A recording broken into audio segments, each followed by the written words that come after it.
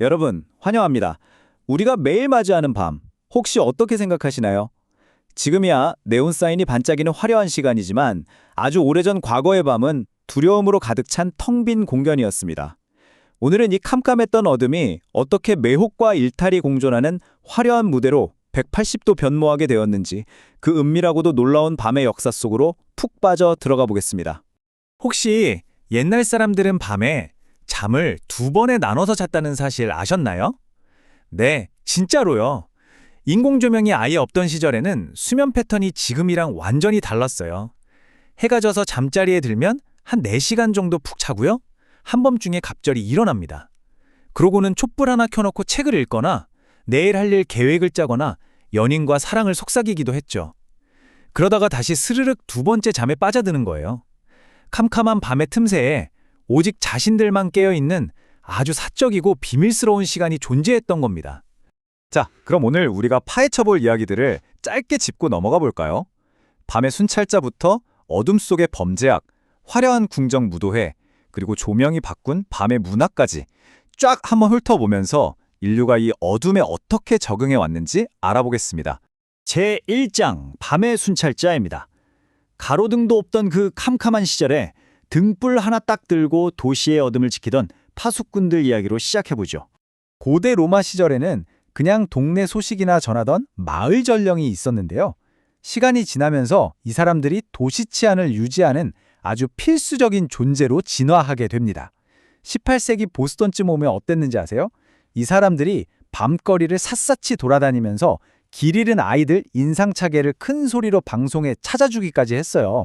일종의 걸어다니는 치안센터였던 거죠. 여기서 아주 중요한 포인트가 하나 나옵니다. 빛이 없으니까 질서를 잡으려면 무조건 소리에 의존해야만 했어요. 밤 10시가 딱 되면 전령이 거리에 나와서 소리칩니다. 문 꽉 잠그세요. 아이들 빨리 재우세요 하고요. 이게 그냥 흔한 안내 방송이 아니라 어둠 속에 도사리고 있는 진짜 위험으로부터 마을을 지켜내는 가장 기본적이고 강력한 보안 조치였던 겁니다.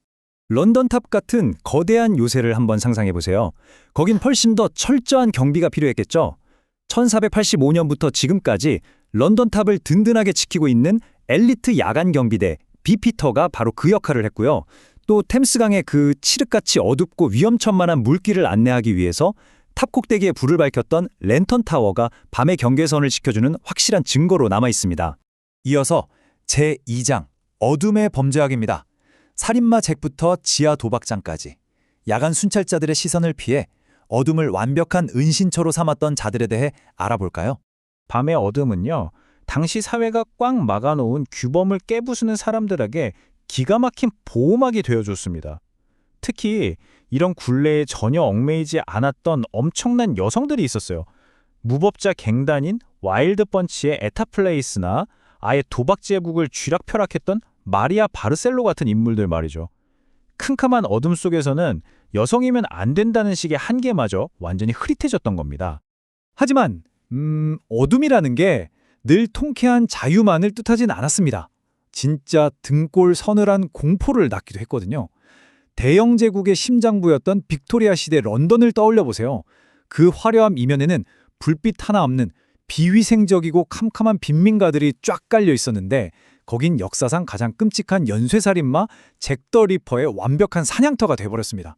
어둠이 살인마에게 숨을 수 있는 투명 망토를 씌워준 거죠. 심지어 이 어둠 속에서 버킹이라는 진짜 소름 돋는 신조어까지 등장합니다. 1827년 무렵에 버크와 헤어라는 콤비가 무려 17명을 살해했는데요. 이유가 뭔지 아세요? 의과대학 해부학 테이블에 시신을 팔아넘기려고요. 신원을 못 알아보게 하려고 피해자들의 얼굴까지 아주 잔인하게 훼손했다고 하니 정말 끔찍하죠. 자, 1000. 이 압도적인 숫자가 뭘 의미할까요? 바로 런던의 존 비숍 갱단이 무려 12년 동안 깊고 어두운 묘지를 몰래 파헤쳐서 의과대학에 팔아넘긴 시신의 숫자입니다.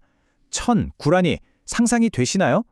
밤에 짙은 그림자가 이런 무시무시한 지하산업을 그 오랜 시간 동안 감쪽같이 숨겨졌다는 게 정말 놀라울 따름입니다. 분위기를 좀 바꿔보죠. 제3장 살롱과 무도회입니다. 거칠고 끔찍했던 범죄의 세계를 벗어나서 이번엔 최상류층 엘리트들이 어떻게 이 어둠을 사치스러운 권력의 무대로 싹 바꿔버렸는지 살펴볼게요. 베르사유 궁전 다들 아시죠? 이 화려함의 끝판왕의 궁전은 절대군주 루이 14세가 밤을 완전히 통제하고 자기 마음대로 조종했던 궁극적인 무대였습니다. 왕은 바로 이곳에서 막강한 권력과 밤의 사교 문화를 하나로 완벽하게 엮어냈죠. 루이 14세는 진짜 기가 막힌 사람이었어요.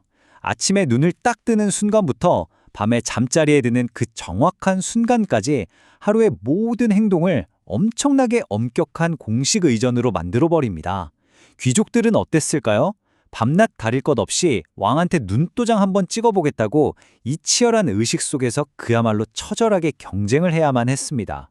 여기서 정말 재미있는 포인트가 왕의 기가 막힌 퍼스널 브랜딩입니다.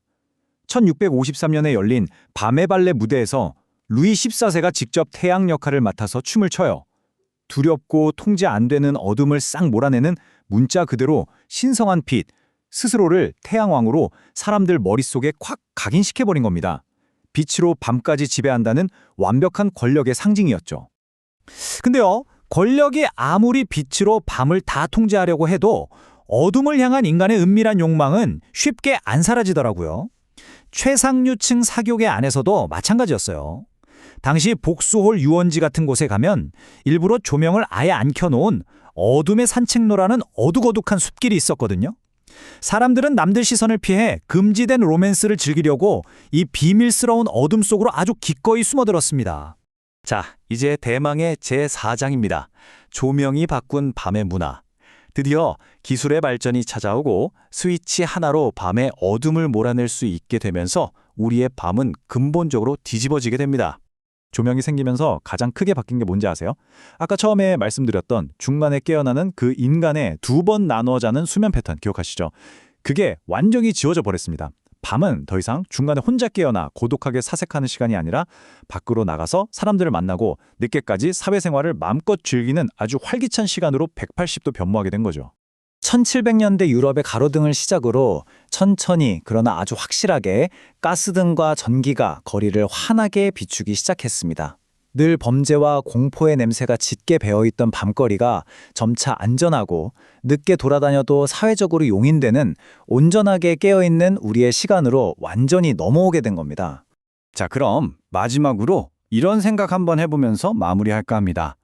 현대의 이 눈부신 인공 조명들이 과거 밤이 가지고 있던 금기와 욕망들을 진종으로 싹 다 없애버렸을까요? 아니면 단지 우리가 더 쉽게 볼 수 있도록 훤히 밝혀준 것뿐일까요? 오늘 밤 잠자리에 드시면서 방에 불을 탁 끌 때 스스로에게 한번 질문해 보세요. 고대부터 이어져온 그 매혹적인 밤의 미스테리들이 과연 진짜 사라진 건지, 아니면 창밖 가로등 불빛 바로 넘어 그 얇은 어둠 속에 잠시 숨어 있는 것뿐인지 말이죠. 오늘 저희가 준비한 밤의 역사 탐구는 여기까지입니다. 앞으로 여러분이 맞이하는 밤의 풍경이 조금은 더 흥미롭게 느껴지시길 바랍니다.